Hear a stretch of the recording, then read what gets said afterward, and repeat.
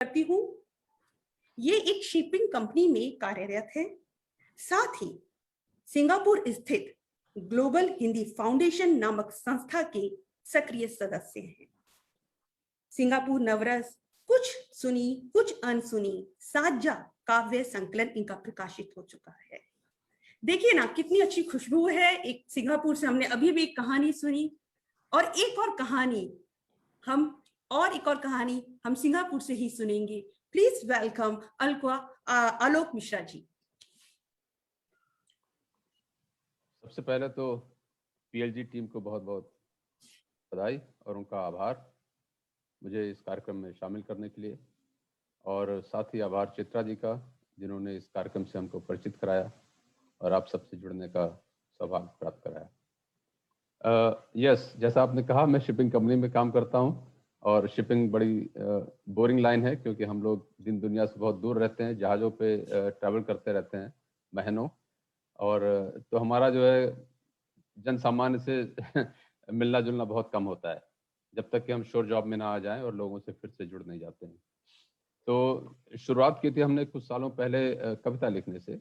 कविता यानी कि समय अपना बिताने के लिए एक बहुत अच्छा माध्यम लगा मुझे, और चुनिंदा कहानियां लिखी। कुछ लगा कि कविताओं से आगे बढ़ के कुछ किया जाए, और उसके लिए भी प्रेरणा स्रोत रही यहाँ पे चित्रा जी। उन्हीं को देखे देखे हम भी आगे बढ़ रहे हैं।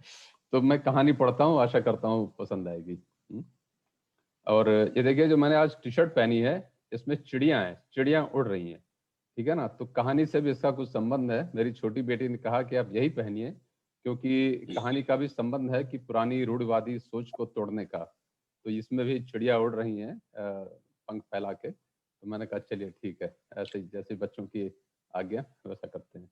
तो कहानी का शीर्षक है सही निर्णय। अभी मैं सोने के लिए लेटा ही था कि फोन की घंटी बजी। राकेश का फोन था, रायबरेली से। राकेश की बेटी निहारिका की सगाई कुछ महीने पहले हुई थी और अब शादी की तारीख पास आ रही थी। शादी की तैयारी के सिलसिले में राकेश से आजकल लगातार फोन पर बात होती रहती थी, लेकिन याद नहीं पड़ता इतनी रात में उसने कभी फोन किया हो।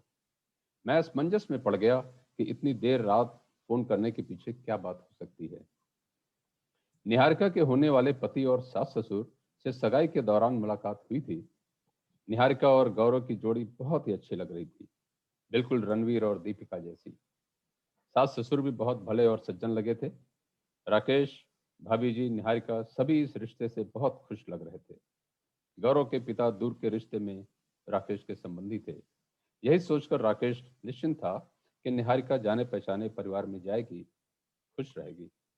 शादी की तैयारियां जोरों से चल रही थी। शादी के मंडप का इंतजाम, सजावट, बारातियों के ठहरने की व्यवस्था, खाने का मेनू, खास मेहमानों के लिए उपहार, फोटोग्राफर, मेकअप वाले और बहुत कुछ। निहारिका राकेश की अकेली बेटी थी, इसलिए वो बेटी की शादी में कोई कसर नहीं छोड़ना चाहते थे। मैंने फोन उठाया। हाँ राकेश, कैसा चल रहा है सब इंतजाम? सुनील, एक बात बतानी थी तुझे, राकेश ने कहा। हाँ कहो यार, सब ठीक तो है ना? राकेश का ऐसे औपचारिक रूप से बात करना मुझे अटपटा सा लगा।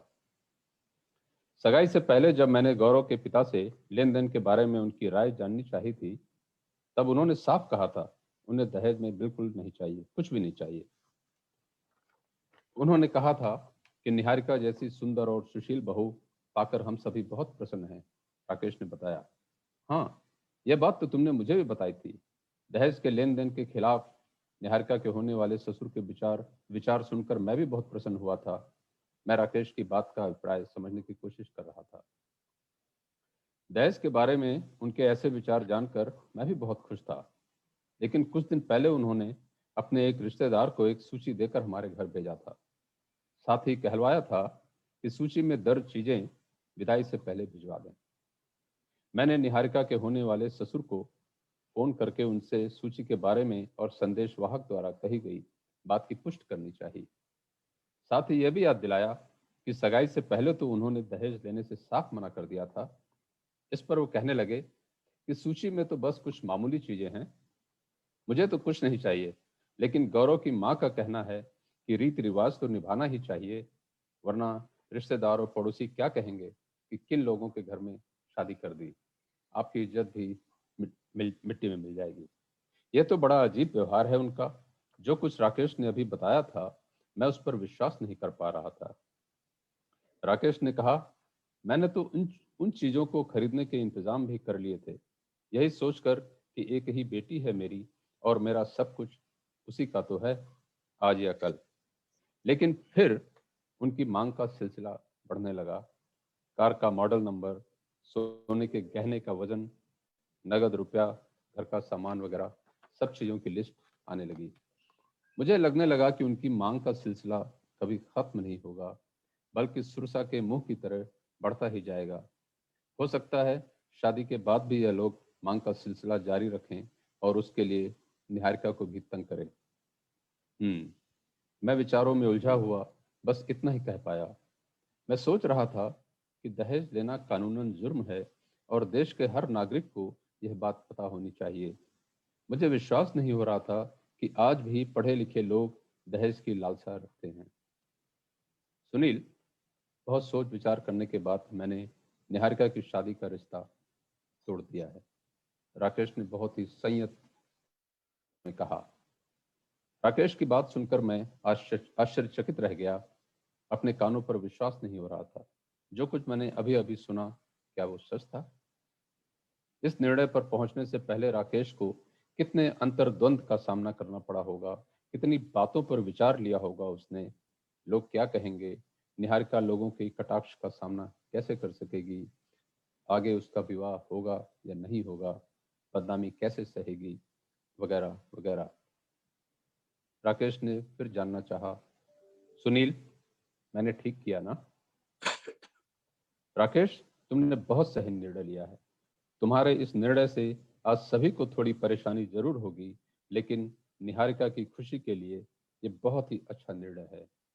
उसे दहेज के लोभी के साथ जिंदगी तो नहीं बितानी पड़ेगी। मुझे महसूस हो रहा था राकेश की आंखों में जीत की चमक थी। उसने अपनी बेटी को धन के लालचियों से के चंगुल से बचा लिया था। बहुत बहुत धन्यवाद। बहुत अच्छी कहानी थी आपकी और बहुत सही फैसला था। लेकिन जानते हैं आप आजकल, आलोक जी, आजकल ये इवेंट मैनेजमेंट जो इतने सारे इवेंट्स रखते हैं और इतना करोड़ों रुपए खर्च किया जाता है और मुश्किल से 1 साल या 6 महीने के बाद शादी टूट जाती है जी। ये चीजें हमें ये सोचने के लिए मजबूर करती हैं, क्या एक गृहस्थी चलाने के लिए या एक अच्छा परिवार, एक नई इस रिश्ते की शुरुआत करने के लिए क्या ये सब जरूरी है? नहीं। इस रिश्ते में प्यार और रिस्पेक्ट हो और एक परिवार छोटा सा बनाना हो, इस रिश्ते को दिल से निभाना हो, तो इन सब चीजों की कोई जरूरत नहीं है। आपकी कहानी बहुत अच्छी थी। बहुत बहुत धन्यवाद। एक्चुअली जैसा आप लोगों ने बताया था कि कहानियां कुछ सच होती हैं और कुछ आदमी सोचता है। ये कहानी भी काफी हद तक बहुत ही, आई थिंक पिछले साल कुछ ऐसा ही घटित हुआ था हमारे क्लोज सर्कल में। तो उसको लेके ये थोड़ा ताना बाना बुना गया। तो बिल्कुल आलोक जी, मैंने आपसे कहानियां हमारे साथ जीती हैं, हम जीते हैं कहानियों से और कहानियां जीती हैं हमसे। सो हमारे साथ चलती है। बहुत ही अच्छी कहानी आपकी और इतनी हिम्मत चाहिए किसी को इतना बड़ा फैसला लेने की। बहुत अच्छा। Thank you so much Alok ji.